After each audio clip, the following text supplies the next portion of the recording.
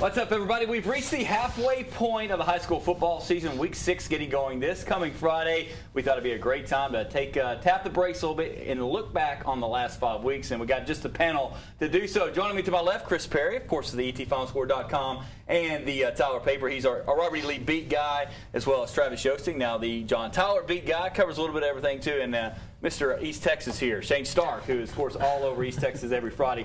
Guys, let's start with something I think that, in my eyes, we're normally talking Longview, JT, and Lee, and I think the story so far has been the White House Wildcats. They were hyped up before this season started, and guys, I'll start with you, Shane. I think they backed it up every second of the way. Oh, they really have, and you know, each week they seem to be getting better and better and better. And you know, 2 weeks ago in their non-district finale, when they scored 43 points against the #1 ranked team in Class 3A, 43 unanswered points.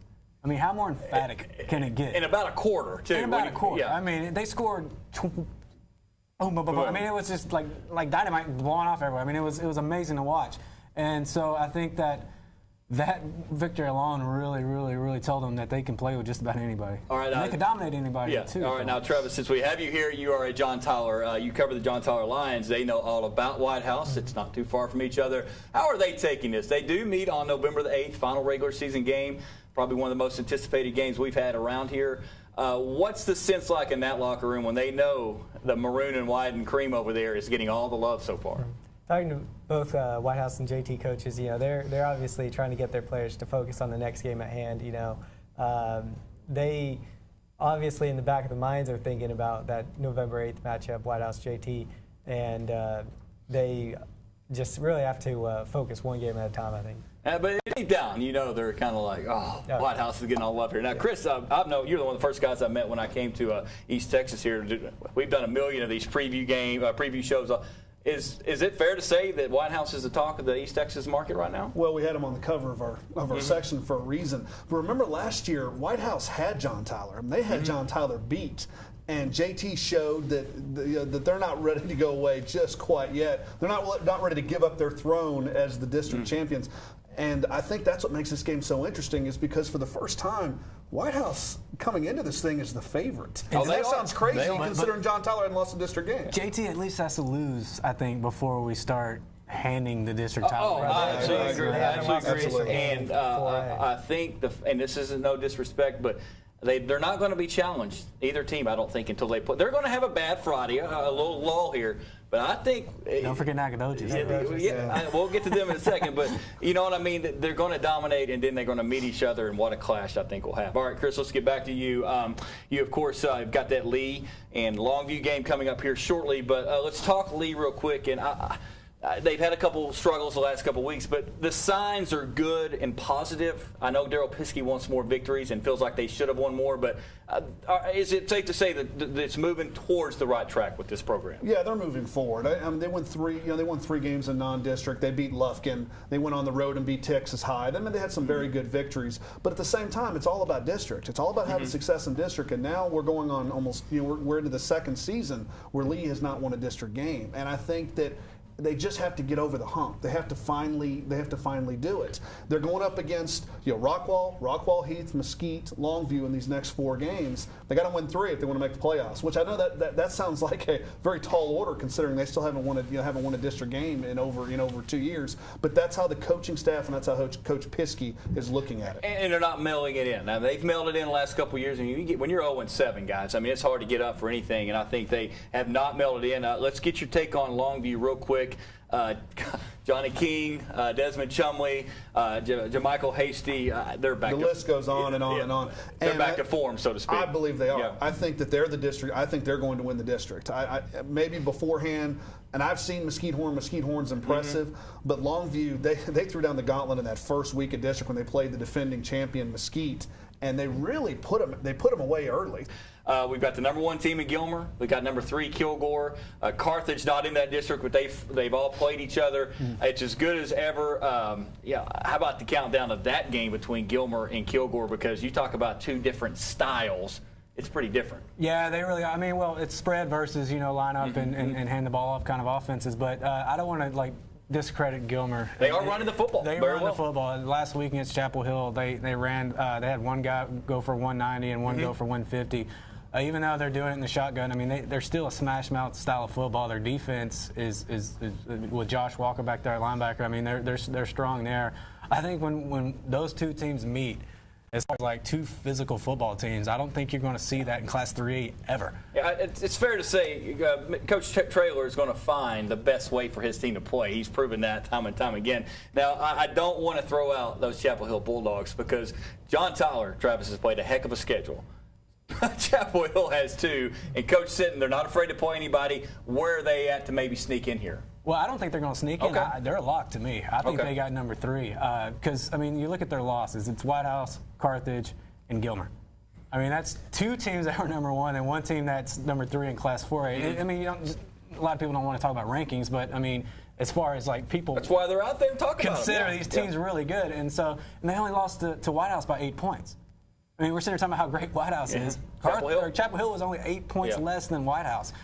So I think they're number 3. I think the thing in that district that I think we're going to have to look forward to, that keep an eye on here on out, is who's going to get that 4th spot, because I think it's a lock. Gilmer, Kilgore, Chapel Hill, and then other teams going to battle for. All right, we're going to bounce it down to the lower classifications here in a second. Travis, we got here for you here for a reason. John Tyler, of course. A phenomenal team a year ago. They were fun to watch. They were almost a college team the way they could score points. Good job by Coach Holmes realizing what he had. They've taken some lumps early. They've got a big target because they're John Tyler. They seem to be getting better, and these lulls they have where they don't maybe come out and play great right away, have they gotten that out of their system? I think so. With that tough non-district schedule, they've kind of prepared for the rest of the season. They've basically have reloaded now. You got Giovanni McAllister at quarterback. Mm-hmm. He's been stellar for this being his first year at quarterback. And then they've got a lot of skilled guys around him, from Reggie Gibson. You got the trio of sophomores that have been great. Mm-hmm. And really, they're like you said earlier, they're probably not going to be tested until White House. All right, we're going to get to our surprises of the year so far through 5-6 weeks of the season here. But guys, something I love to do here, and I think it's important, is let's give some love to the individuals out there, because we've got a lot of great players in East Texas. We do every year, and the easy one's Patrick Mahomes Jr. Shane. He's come so far, I think. We all know how talented he is, but he picked that team put that team on his back at Carthage and said, "I'm your quarterback. Follow me. Let's do this." And he's got Coleman Patterson, Jalen Dews. He's got all the great receivers out there. He's got to be up there as our player of the year so far, and I think he's earned it, man. Yeah, I mean, and the funny thing is, we talk about this all the time, is how, like, last year before the season, he was debating whether to even play football because he thought his future was in baseball, which it could still be. Yeah. But, I mean, here we are now. He's committed to Texas Tech to play football. He's one of the better all-around. I mean, you hear people talk about this all the time. Is how he ranks amongst the all-time, all-around athletes we've ever had in East Texas. And you have to have him in your top whatever. I don't want to say he's not smooth, because he is under the pressure. I mean, he lives for this, but he just kind of has that, a little Romo about him, a little Manziel. But he can make stuff happen. He's way bigger than those guys, but it may not be the prettiest play ever drawn up, but you can't tackle the guy in the backfield. And then here we go, a 45-yard throw down the middle. He never gives up on a play. And he doesn't throw interceptions with the game on the line either. That's too soon. No, I mean, really, he only has 1 interception all year. Yeah. And he's got 2,000 passing yards. He's racking up touchdown after touchdown. I think he has 24 touchdowns. Yeah.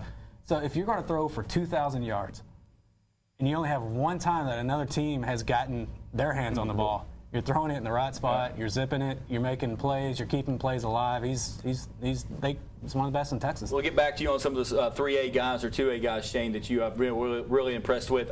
Travis, I really think our man from John Tyler there, Reggie Gibson, what a load on him to be a senior this year after all those guys, Greg Ward and all them guys. He's done a great job, hasn't he? Right, he is one of the few returning starters on that offense, but he's got great speed. He can take it to the house every time he touches the ball, and for a running back, he's got incredible receiving ability. He can not just on screen passes, but he can take it over the top, across the middle. He can do it all. LaDainian Tomlinson-ish, so to speak. Right. A guy that give him the ball, he'll run it, but he also can pass. Chris, with the Lee Red Raiders, of course, we all know Zach Hall's been a great breath of fresh air. He's fun to watch. He's a spread guy that can run around and make things happen and throw the football as well. He's proven that. But he's a sophomore still. Who's some guys that lead that need some get some respect here for having a good seasons the first half of the season? Well, I think you look at two seniors. On the offensive side, you look at Bryce Wilkerson, who's been just an electrifying player.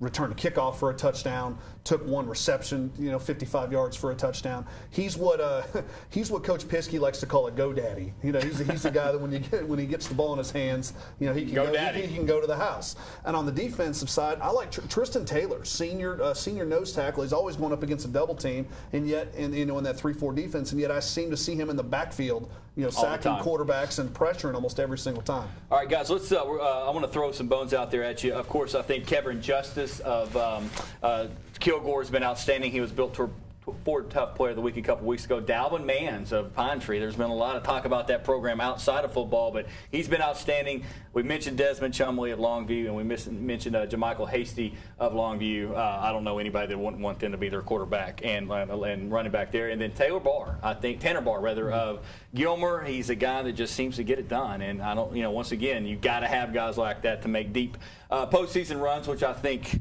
we all know happens around here quite frequently. Real quick, biggest surprises, and it's obvious, Nacogdoches Dragons. And we were there last Friday with our live truck, our cameras, and the whole town showed up for that. And I love stories like that because it happens every year. That team comes back from being down, and they're easily the #1 surprise of the season so far. Shane, do you have any? Well, you're talking about surprises? Yeah. Well, not necessarily a surprise in terms of them being good, but just a story that I've tried to keep an eye on is Athens. I mean, they're 5-0. That's pretty big for that school, that program. And going into the game against Palestine, which they won 35-28, some of the people around that team were saying that if they win that game, there's a chance they could go undefeated. I mean, it's not not saying they're going to go undefeated, but there's a good possibility they could go undefeated. And so, I don't know. If you see Athens at 10-0 going into the playoffs, as far as like a story in East Texas, that's a big one. I mean, if you want to look at things to look forward to from here on out, you got to look at Union Grove. Can they make the playoffs for the first time since the 60s? Well, Winona, which hadn't been in the playoffs since '94. Well, they go back-to-back years. I mean, they're sitting there at 4-1. They got a big game against Garrison coming up. Yeah, Travis, you've got to cover when these Thursday, Saturday games. You got to see the TK Gorman Crusaders, and hats off to Kobe Gibson for what he's done. And hey, they're winning, and they like the way it tastes, don't they? Right. They struggled a little bit last year in Kobe Gibson's first year, but now they've really kind of hit their stride this year. They've got the offense clicking, and their defense was impressive this past week. And I think they've got a good chance of making it back to the playoffs. And Tristan Saints, another guy that I think we talked about, guys we've been impressed with so far this year. He's a lunch spell kind of guy. He brings it every Friday night.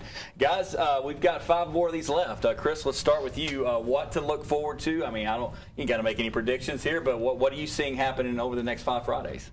I think Longview is going to, like I said earlier, I think they're going to assume control of the district.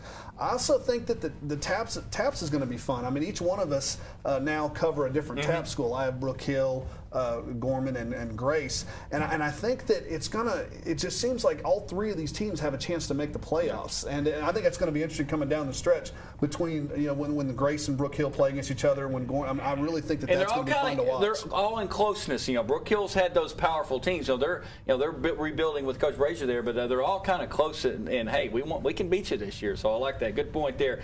Travis, with you, what are you seeing happen in the next 5 weeks, man? Besides November 8th. Right. That's what I was going to say. It's just going to be a whole lot of hype for 4 weeks until we get to November 8th. Now, of course, will be the White House John Tyler game. Shane, let's end it with you, man. And staying in that district, I mean, what if Nacogdoches beats John Tyler in White House? I mean, November 8th would be for second place. I mean, that's a thing. I mean, that's the team that is very exciting to follow is Nacogdoches. Will they keep it going? And the funniest thing is we could sit back up here a week from tonight, and we'd have all different storylines about what's going on. Because I think we got to mention a big one coming up this Friday, Tatum and White Oak for 2A there.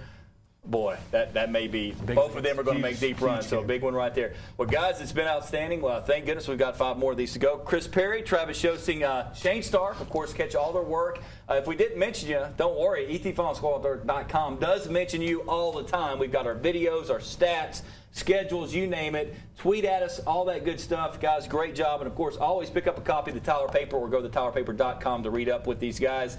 5 more weeks to go. Are y'all ready? Ready, rock and roll. Ready. I think we're ready for it.